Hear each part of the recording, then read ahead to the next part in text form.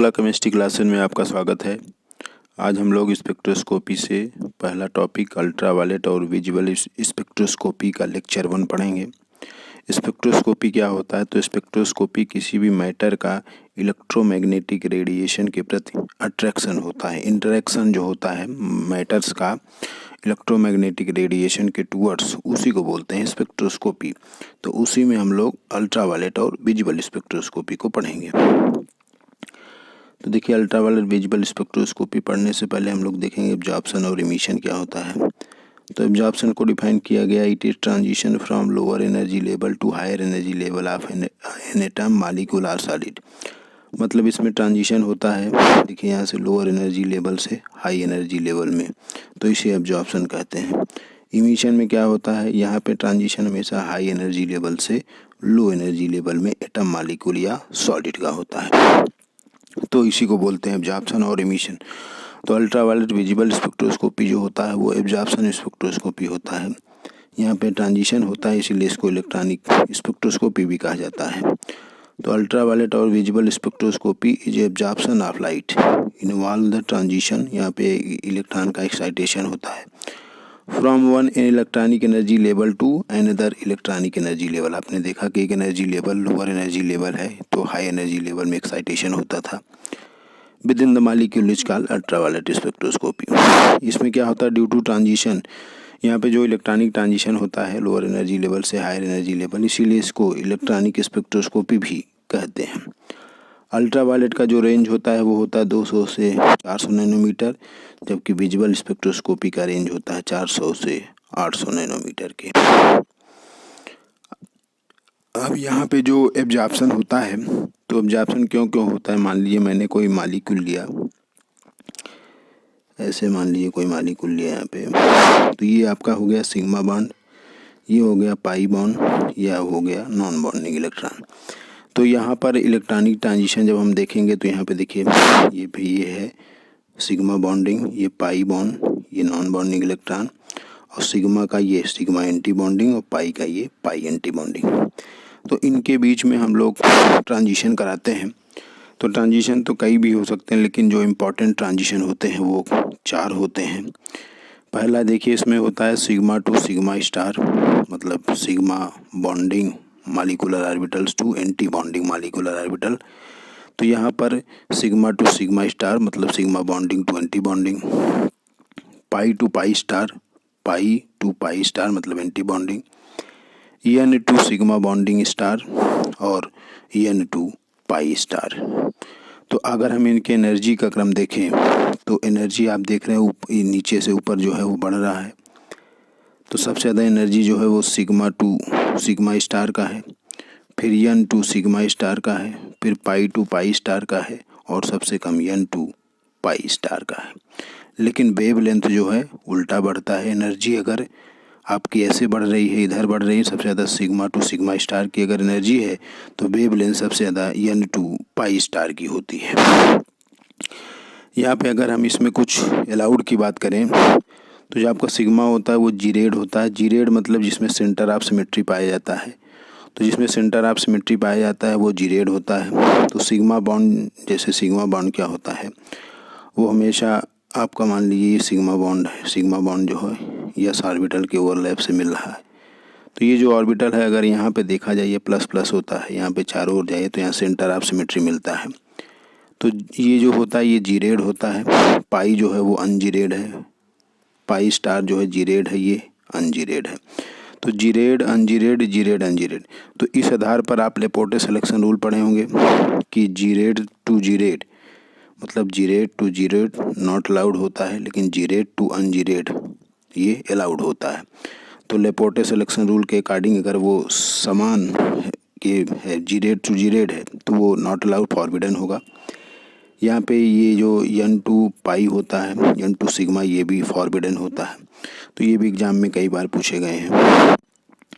अब हम लोग एग्जाम्पल देख लेते हैं अल्ट्रावायलेट विजुअल स्पेक्ट्रोस्कोपी का। तो सिग्मा टू सिग्मा स्टार जब पाया जाता है वो एल्केन में पाया जाता है, जैसे मेथेन है, एथेन है। क्योंकि अगर एल्केन की एथेन की बात करें तो आप देखिए इसमें सिग्मा बॉन्ड है, तो सिग्मा टू सिग्मा स्टार इसमें पाया जाता है। N2 सिग्मा स्टार पाया जाता है सैचुरेटेड एल्कोहल में। मान लीजिए ये है, तो ये देखिए इसका ये लोन पेयर है, ये नॉन बॉन्डिंग इलेक्ट्रॉन है, ये सिग्मा है। तो ये सैचुरेटेड एल्कोहल में पाए जाते हैं, एमीन में पाए जाते हैं, हैलाइड में पाए जाते हैं, ईथर में पाए जाते हैं। ईथर में भी आप देख सकते हो ये ईथर है, तो नॉन बॉन्डिंग इलेक्ट्रॉन भी है, सिग्मा भी है। नेक्स्ट है पाई टू पाई स्टार। ये मोस्टली एल्कीन जैसे हो गया, तो इसमें एल्कीन में पाया जाता है। कार्बोनिल हो गया, नाइट्राइल हो गया, एरोमेटिक नाइट्रो एरोमेटिक हो गया, आपका ये एरोमेटिक हो गया जिसमें पाई है। N2 पाई स्टार, ये सैचुरेटेड कार्बोनिल कंपाउंड में पाया जाता है। N2 पाई स्टार, तो ये देखिए ये नॉन बॉन्डिंग इलेक्ट्रॉन N है और ये पाई है, तो ये सैचुरेटेड कार्बोनिल कंपाउंड में पाए जाते हैं N2 पाई स्टार। तो ये कुछ उसके एग्जाम्पल हैं जो हमने आपको पीछे बताया था, जीरेड अनजीरेड। तो यहाँ पे आप लेपोर्टे सिलेक्शन रूल के अनुसार बता सकते हो। अब हम लोग यहाँ पे देखेंगे स्पिन सिलेक्शन रूल। तो कौन से रूल जो है वो इलेक्ट्रॉनिक ट्रांजिशन अर्थात अल्ट्रावायलेट विजुअल स्पेक्ट्रोस्कोपी को फॉलो करते हैं। तो पहला होता है स्पिन सिलेक्शन रूल। हमने आपको पिछले लेक्चर में स्पिन सिलेक्शन रूल क्या होता है, लेपोर्टे सिलेक्शन रूल हमने बताया था। तो इसमें क्या होता है, during transition spin of electron या spin multiplicity should not be change. मतलब डेल्टा एस का मान हमेशा 0 होना चाहिए। जैसे उदाहरण के लिए देखिए 3T1G से 3T1G अलाउड है, ये भी अलाउड है क्योंकि यहाँ पे स्पिन मल्टीप्लिसिटी सेम है, स्पिन ऑफ इलेक्ट्रॉन सेम है। लेकिन यहाँ पे ये 3 है, ये 1 है, तो यहाँ पर ये अलाउड नहीं होता, ये फॉरबिडन होता है। मतलब सिंगलेट टू सिंगलेट अलाउड है, लेकिन सिंगलेट टू ट्रिपलेट अलाउड नहीं होता है। इसी को बोलते हैं सिलेक्शन रूल। तो इलेक्ट्रॉनिक ट्रांजिशन अल्ट्रावायलेट में वही होता है जहाँ पे स्पिन सिलेक्शन रूल को ये फॉलो करता है। दूसरा होता है सिमेट्री या लेपोर्टे सिलेक्शन रूल।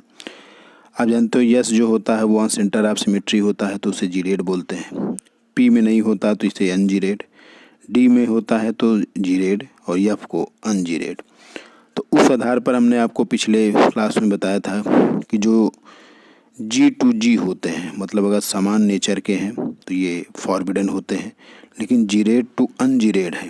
लेपोर्टे सिलेक्शन रूल में हमने आपको बताया अगर जीरेड टू अनजीरेड है तो ये अलाउड है, अनजीरेड टू जीरेड है तो अलाउड है। लेकिन अगर समान नेचर के हैं जैसे जीरेड टू जीरेड है, अनजीरेड टू ये नॉट अलाउड होते हैं।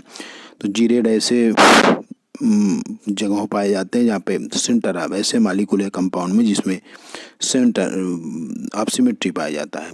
जैसे एस ऑर्बिटल में ऐसे ऑर्बिटल जहाँ पे सेंटर ऑफ सिमेट्री पाया जाता है वहाँ भी ये जीरेड होते हैं, जहाँ नहीं पाया जाता ये अनजीरेड होते हैं। तो आप देख सकते हो ungerade to gerade allowed, gerade to ungerade allowed, लेकिन ये अलाउड नहीं होते हैं। अब कुछ इंपॉर्टेंट टर्म जो है अल्ट्रावायलेट विजुअल स्पेक्ट्रोस्कोपी से रिलेटेड है उस पर हम लोग बात करते हैं। जैसे क्रोमोफोर। क्रोमोफोर क्या होता है, क्रोमोफोर जो होते हैं वो कोवेलेंटली अनसैचुरेटेड ग्रुप होते हैं जो कि अल्ट्रावायलेट और विजिबल रीजन में एब्जॉर्प्शन के लिए रिस्पॉन्सिबल होते हैं। और क्रोमोफोर में कौन कौन आते हैं, जैसे CC double bond unsaturated group, C triple bond, C triple bond C double bond होते हैं। देखिए अनसैचुरेटेड है, डबल पाई बॉन्ड है। तो ये सब एग्जाम्पल में आते हैं क्रोमोफोर के। ऑक्सोक्रोम क्या होते हैं, ये भी कोवेलेंटली सैचुरेटेड ग्रुप होते हैं, लेकिन जब ये क्रोमोफोर से अटैच होते हैं तो यहाँ वेवलेंथ और इंटेंसिटी जो होती दोनों चेंज हो जाती है। इसके उदाहरण हेटेरोएटम होते हैं, जैसे NH2 लोन पेयर है, NHR यहाँ लोन पेयर है, NR2 OH SH हेलोजन भी है लोन पेयर। तो ये सब ऑक्सोक्रोम कहलाते हैं। तो ये पीछे वाले क्रोमोफोर कहलाते हैं और ये ऑक्सोक्रोम कहलाते हैं। ऑक्सोक्रोम जब भी ये कोवेलेंटली सैचुरेटेड ग्रुप होते हैं, जब क्रोमोफोर से अटैच होते हैं तो वेवलेंथ और इंटेंसिटी दोनों में चेंज आ जाता है। अब हम लोग यहाँ पे इंटेंसिटी और एब्जॉर्प्शन देखते हैं, क्योंकि हमने ऑक्सोक्रोम और क्रोमोफोर पीछे पढ़ा। तो इस ग्राफ में देखिए अगर इंटेंसिटी और वेवलेंथ में बीच में ग्राफ खींचा जाए तो देखिए इधर वेवलेंथ बढ़ रहा है और इधर इंटेंसिटी बढ़ रही है। तो जो बाथ क्रोमिक शिफ्ट होता है ये देखिए यहाँ पे जो है वो हाइपर क्रोमिक है, यहाँ पे हाइपोक्रोमिक है, ये हिप्सोक्रोमिक है और ये बाथक्रोमिक है। बाथक्रोमिक को रेड शिफ्ट बोलते हैं और हिप्सोक्रोमिक को ब्लू शिफ्ट बोलते हैं। तो बाथक्रोमिक जो होता है, आप देख सकते हो उस इमेज में, इधर वेवलेंथ बढ़ रहा है, तो बाथक्रोमिक शिफ्ट का जो वेवलेंथ होता है वो बढ़ जाता है। तो हम लोग एक एक करके अब देखेंगे। तो बाथक्रोमिक शिफ्ट क्या है? दो shift in which absorption maxima become higher wavelength. इसमें जो एब्जॉर्प्शन मैक्सिमा होता है उसका वेवलेंथ हायर हो जाता है। ये क्यों होता है? जैसे इसमें मान लीजिए ऑक्सोक्रोम हो जाए, जो पीछे हमने आपको बताया, सॉल्वेंट इफेक्ट हो जाए, कंजुगेशन बढ़ जाए, तो उस केस में जो बाथक्रोमिक शिफ्ट में जो लेम्डा मैक्स होता है वेवलेंथ वो बढ़ जाता है। जैसे एनिलीन का लेम्डा मैक्स निकाला गया 280 आया, लेकिन बेंजीन का 256 आया। उसका कारण क्या है कि यहाँ पर जो NH2 है ये ऑक्सोक्रोम है, ये वेवलेंथ को बढ़ा दिया, लेकिन यहाँ पे कोई ऑक्सोक्रोम नहीं है तो यहाँ पे कम बढ़ा। जैसे एसीटोन का वाटर में 264.5 नैनोमीटर होता है वेवलेंथ, लेकिन हेक्सेन में 279 नैनोमीटर होता है। तो सॉल्वेंट का भी इफेक्ट होता है, ऑक्सोक्रोम का भी होता है और कंजुगेशन का। तो वह उस केस में बाथक्रोमिक शिफ्ट का वेवलेंथ जो होता है, एब्जॉर्प्शन मैक्सिमा जो होता है, वहाँ पर हायर वेवलेंथ होता है। दूसरा आप देख सकते हैं यहाँ पे हिप्सोक्रोमिक शिफ्ट है, तो आपने मैप में इसमें देख लिया कि यहाँ पर इधर है ये, तो यहाँ वेवलेंथ जो है घटता है। तो दो shift in which absorption maxima beaker lower wavelength, यहाँ पे जो वेवलेंथ होता है वो कम हो जाता है। उसका कारण क्या होता है कि यहाँ पे जो ऑक्सोक्रोम होते हैं वो अब्सेंस होते हैं या रिमूव कर दिए जाते हैं, सॉल्वेंट पोलैरिटी भी नहीं रहती, कंजुगेशन भी डिक्रीज कर जाता है। तो जैसे एग्जांपल के थ्रू अगर हम देखें एनिलीन का, तो एनिलीन का लेम्डा मैक्स जो है 280 नैनोमीटर है, जबकि एनिलीनियम आयन का 254 नैनोमीटर है, क्योंकि यहाँ पे कंजुगेशन लॉस हो चुका है। यहाँ पे कंजुगेशन है, तो कंजुगेशन रहता है तो बाथक्रोमिक शिफ्ट में ये बढ़ जाता है, लेकिन हिप्सोक्रोमिक शिफ्ट में कंजुगेशन के कारण ये घट गया। तीसरा होता है हाइपरक्रोमिक शिफ्ट। इसमें क्या होता है, एब्जॉर्प्शन इंटेंसिटी जो होती है वो इंक्रीज कर जाती है, क्योंकि यहाँ भी ऑक्सोक्रोम प्रेजेंट होते हैं, तो इसलिए इनको हाइपरक्रोमिक बोला जाता है। तो आप देख सकते हो यहाँ पर जो इंटेंसिटी है वो बढ़ जा रही है हाइपरक्रोमिक, और हाइपोक्रोमिक में इंटेंसिटी घट जाती है इसके रिस्पेक्ट में। तो जैसे उदाहरण के लिए आप देख सकते हो एनिलीन है, तो इसका लेम्डा मैक्स 280 है, लेकिन इसकी जो इंटेंसिटी है वो 1430 है। बेंजीन के 256 है, ई मैक्स इसका इंटेंसिटी 200 है। तो हाइपरक्रोमिक में अगर ऑक्सोक्रोम बढ़ेंगे तो उसकी इंटेंसिटी भी क्या होगी, एब्जॉर्प्शन इंटेंसिटी बढ़ जाएगी। और भी एग्जांपल हैं हाइपरक्रोमिक के, तो ये देखिए पेरिडीन है, तो इसका ई मैक्स 2750 है, यहाँ पे सब्स्टिट्यूएंट लग गया तो ये बढ़ गया। चौथा है आपका हाइपोक्रोमिक इफेक्ट। तो हाइपोक्रोमिक इफेक्ट या हाइपोक्रोमिक शिफ्ट जो होता है, इसमें जो एब्जॉर्प्शन मैक्सिमा या इंटेंसिटी है वो डिक्रीज कर जाता है due to presence of distortion group. तो डिस्टॉर्शन ग्रुप के प्रेजेंस के कारण यहाँ पे जो हाइपोक्रोमिक शिफ्ट का जो लेम्डा मैक्स या इंटेंसिटी होती है वो घट जाती है। जैसे ये डाइफेनिल है, तो यहाँ पे लेम्डा मैक्स 252 है, लेकिन ई मैक्स जो इंटेंसिटी है वो 19,000 है। लेकिन यहाँ पे इनके कारण जो ये आपके प्रेजेंस है डिस्टॉर्शन ग्रुप जो कि स्टेरिक हिंड्रेंस प्रोवाइड कराते हैं, उसके कारण इसका जो ई मैक्स है इंटेंसिटी है वो घट गया। तो इसी को बोलते हैं हाइपोक्रोमिक शिफ्ट, जहाँ पर एब्जॉर्प्शन मैक्सिमा वो घट जाता है इंटेंसिटी। अब कौन कौन से फैक्टर अल्ट्रावायलेट विजुअल को अफेक्ट करते हैं? तो पहला होता है कंजुगेशन। मतलब कंजुगेशन का मतलब रेजोनेंस। अगर जितना ज़्यादा रेजोनेंस होगा, जितना ज़्यादा रेजोनेटिंग स्ट्रक्चर बनेगा, उसका कंजुगेशन जितना ज़्यादा होगा उसका वेवलेंथ उतना ज़्यादा होगा, लेकिन एनर्जी कम हो जाएगी। तो आप देखिए यहाँ पर ये सबसे ज़्यादा कंजुगेशन होगा तो सबसे ज़्यादा वेवलेंथ, फिर इसका और सबसे कम इसका। दूसरा होता है effect of substituent. More substituted alkene है मोर वेवलेंथ। मतलब जितना ज़्यादा सब्स्टिट्यूटेड एल्कीन होगा उसका वेवलेंथ उतना ज़्यादा होगा, जबकि लेस सब्स्टिट्यूटेड एल्कीन का वेवलेंथ कम होता है। तो आप देखिए सबसे ज़्यादा सब्स्टिट्यूटेड है तो इसका सबसे ज़्यादा होगा, फिर दूसरे का, फिर तीसरे का, क्योंकि तीसरा वाला और दोनों की तुलना में सबसे कम सब्स्टिट्यूएंट लगा है। तीसरा होता है सॉल्वेंट पोलरिटी। तो वेवलेंथ जो होता है वो सॉल्वेंट पोलरिटी पे भी डिपेंड करता है। ये इट इंक्रीज या डिक्रीज, ये इंक्रीज या डिक्रीज कर सकता है, ये डिपेंड करता है सॉल्वेंट पोलरिटी पर। जैसे एसीटोन का लेमडा मैक्स वाटर में 264.5 नैनोमीटर होता है, लेकिन हेक्सेन में 279 नैनोमीटर होता है।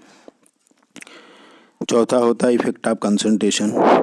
तो इफेक्ट ऑफ कंसंट्रेशन वो भी वेवलेंथ को बढ़ाता है, इंटेंसिटी को बढ़ाता है, क्योंकि कंसंट्रेशन जो होता है वो इंटेंसिटी के डायरेक्टली प्रोपोर्शनल होता है।